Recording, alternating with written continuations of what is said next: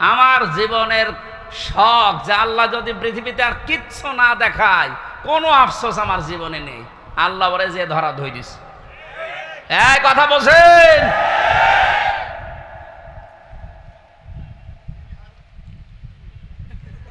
এই লোকটার সম্পর্ক আমি শুনেছি, জেলখানায় থাকতে ওই ছোট হুজুরটা আমার সাথে ছিল, ওই যে রফিকুল ইসলাম মাদানি, 2 মাস ছিল। আমার বলছে, হামজা ভাই আমারে প্রথমে রিমান্ডে নিয়ে রাত 12:30টার দিকে নিয়ে গেছে ওই হাতির ছিলে। ওরা উলঙ্গ করেছে আমারে, আমি তো এমনি ছোট মানুষ, আমার জিনিসপত্র ছোট, আসলেও ছোট। আমারে নিয়ে পুরা উলঙ্গ করে একটা সিগারেট হাতে ধরিয়ে দিল। একটা অন্ধ উলঙ্গ মেয়ে লোক কোন জায়গা থেকে যেন নিয়ে আসলো, রাস্তার 2 পাশে ব্যারিকেড দিয়ে বন্ধ করা। এটা কোরআন শরীফ আমার সামনে, একেবারে সত্য বলছি। আমাকে যা বলেছে ওই ফাঁসির কয়েদখানায় তাই বলছি। অর্ধ উলঙ্গ মেয়ে লোকটা আমার পাশে দাঁড় করিয়ে ছবি তুলছে আর বলছে এটা সকালে ছেড়ে দেব, দেশের মানুষ বুঝবে যে হুজুর কেমন। এত অসহায় লাগছিল ওই সময়। আমি তো এমনিতে ওদের সাইজে চাইতে একেবারেই ছোট, আর মেয়েটা আমার ওর কাঁধ পর্যন্ত আমি অর্ধ উলঙ্গ, কোথা থেকে যেন ভাড়া করে নিয়ে এসেছে। আমার হাতে সিগারেট দিয়ে, যেটার গন্ধ শুকলে আমার বমি আসে, ওইটা ধরিয়ে নিজে 2 টান দিয়ে আমার কাছে দিয়ে বলছে এভাবে ধরে থাক, অস্ত্র তাক করা আছে, কিচ্ছু করার নেই। ছবি তুলছে, এটা ছেড়ে দেব সকালে। আমি যেহেতু মজলুম আর বিশ্বাস করি মজলুমের দোয়া কবুল হয়, ইত্তাকি দাওয়াতাল মাজলুম। নবীজি বলেন দুনিয়াতে আর যাই করো মজলুমের বরদোয়া থেকে নিজেকে বাঁচিয়ে রেখো। ফাইন্নাহা লাইসা বাইনাহু ওয়া বাইনাল্লাহি হিজাব, কারণ মজলুমের মাঝে আর আল্লাহর মাঝে কোনো পর্দা থাকে না। ওই হাতির ঝিলের ওই পানির পাশে দাঁড়িয়ে আল্লাহর কাছে বলেছিলাম, মাবুদ যে অবস্থা করছে আমার তো কিচ্ছু করার নেই, তুমি দেখতে পাচ্ছ। এক এসআইকে ডাক দিয়ে বললাম, ভাই আপনারা যা করছেন আমার সাথে, এ কি হারুন স্যার জানে? জানে না মানে? উনি তো করাচ্ছে। যেই বলেছে উনি করাচ্ছে, কারণ রিমান্ডে উনি তো মাঝে মাঝে এসে আমারে প্রশ্ন করতো, তখন কি ফেরেস্তার মতো কথা বলতো, অথচ ভেতরে ভেতরে ওই এত খারাপ অবস্থা আমার করলো। আল্লাহ তুমি সব দেখেছো, আমারে যেভাবে ওরা অপমান করেছে ওকেও এইভাবে করো। আমার মনে হয় আল্লাহ কারেন্টের মতো ওর দোয়া কবুল করেছে। দেখেছেন না, ও এখন 3 ইঞ্চি, কয় ইঞ্চি? সারা দুনিয়া এখন জানে, ওর নাম অনেকে জানে না, কিন্তু ও যে 3 ইঞ্চি ও সবাই জানে, মহিলারা পর্যন্ত জানে যে 3 ইঞ্চি। ছোট হুজুরের দোয়াটা একেবারে মাজলুম, যেহেতু আল্লাহ কবুল করে দুনিয়ায় দেখিয়েছে, পরবর্তী কি করবে সেটা আল্লাহ ভালো জানে। কে বুকে হাত বাঁধে, কে আমিন জোরে বলে, কে নবীকে দাঁড়িয়ে সালাম দেয়, কেউ বসে সালাম দেয়, ওসব সব বাদ। আল্লাহ একজন আছে, রাসূল একজন আছে, কোরআন আছে, কথা বিশ্বাস যারা করে তাদেরকে এক জায়গায় নিয়ে আসা লাগবে। ইহুদি, খ্রিস্টান, বৌদ্ধ, মুশরিক যারা, ওরা কিন্তু এই ধোঁয়াগুলো তুলে আমাদেরকে আজ আলাদা আলাদা করে রেখেছে। এই জন্য 80 জন হওয়ার পরও 20 জনের সাথে পারছি না। এক কথা বলছেন?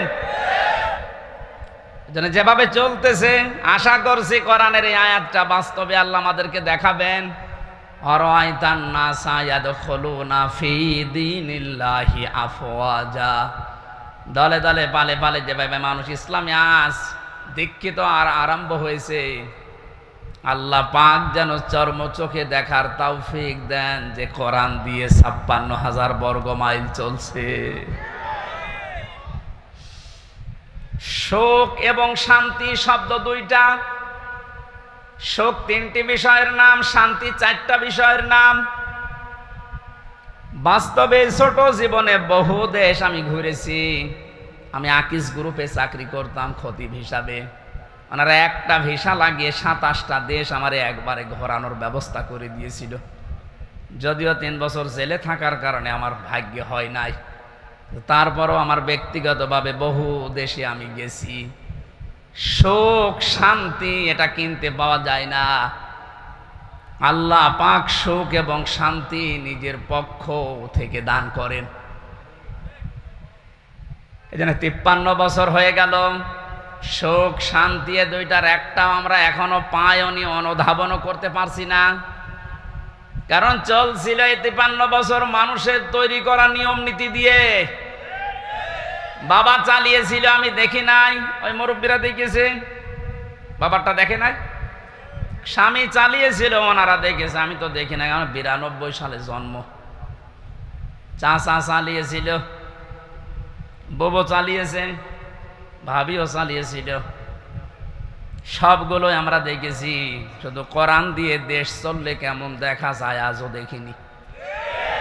দেখেছেন? এটা দেখেছেন? দেখেছেন? এটা দেখার দরকার না যে এটা দিয়ে চললে কেমন লাগে? আন্দাজে চিল্লানো না, সত্যি সত্যি মন থেকে বলবেন যদি চান ওই 35 জনের ভেতরে আপনি যেন থাকেন যে হ্যাঁ এইটা দিয়ে দেশ যেন চলে, আমি এটা দেখতে চাই। হাত তোলেন তো, লিল্লাহি তাকবীর।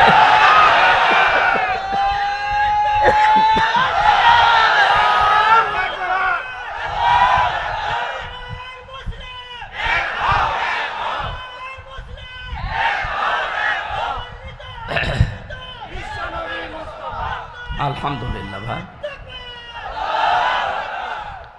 দরুদ আর সালাম পড়ছে আমাদের নবী মুহাম্মদুর রাসূলুল্লাহ সাল্লাল্লাহু আলাইহি ওয়াসাল্লামের প্রতি। 7টা নামে আল্লাহ তাকে পুরা কোরআনে স্পেশাল ভাবে ডাক দিয়েছেন। কয়টা? 7টা। 1 নম্বরে নাম দিয়েছেন ইয়াসিন। ইয়া হরফে নেদা, ইয়া মানে হে, সিন মানে সাজ্জেদ। তাফসিরে কাবীর আল্লামা ফখরুদ্দিন রাজি রহমতুল্লাহ আলাইহি উনি ব্যাখ্যা করতে গিয়ে সিনের অর্থ দিয়েছেন 5টা। আমি গতানুগতিক কথা বলি না।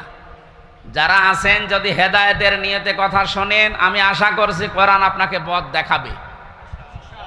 আর কোরআন শরীফ যদি কাউকে হেদায়েত দিতে না পারে, ও যেন বিশ্বাস করে ওর কপালে আর হেদায়েত নেই।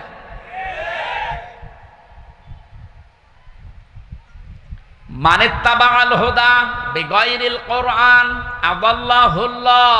তিরমিজি শরীফের হাদিস।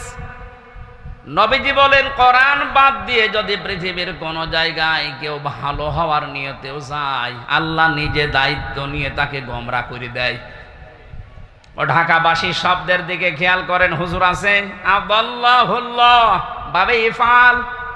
নবী যদি দল্লা দিতেন তাও অর্থ হয়ে যেত। দল্লা ইয়াদিল্লু না দিয়ে আদাল্লা ইয়াদিল্লু দিয়েছেন। দল্লা শব্দটার বাংলা অর্থ হচ্ছে আপনি নিজেই নিজেকে খারাপ বানিয়ে ফেলেছেন। আর আদাল্লা মানে আল্লাহ নিজে দায়িত্ব নিয়ে আপনাকে নিজে খারাপ বানিয়ে দিয়েছে। এ কথাটার অর্থ কি? কোরআন যেখানে নেই ওই জায়গায় যদি কেউ ভালো হওয়ার নিয়তেও যায়, ওকে খারাপ বানাবে হামজা কে? বলেন বলেন। হেদায়েত দেওয়ার একচ্ছত্র মালিকানা কার? দুনিয়ার কারো হাতে আল্লাহ দিয়েছেন, এমনকি নবীর হাতেও দেন নাই।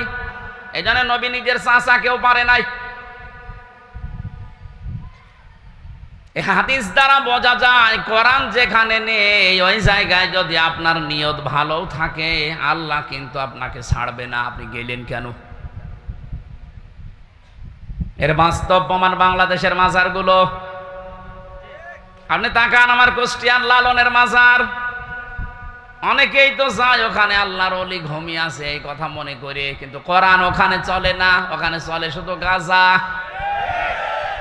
আমি তো যতটুকু জানি বা দেখেছি, সারা দেশ মিলে আপনি যে কয় মন গাঁজা না পাবেন, লালনের মাজারে তার থেকে বেশি গাঁজা পাবেন। রাত 9টার পরে গেলে দেখবেন সব অন্ধকার, পুলিশ পাহারা দিয়ে গাঁজা খাওয়াচ্ছে।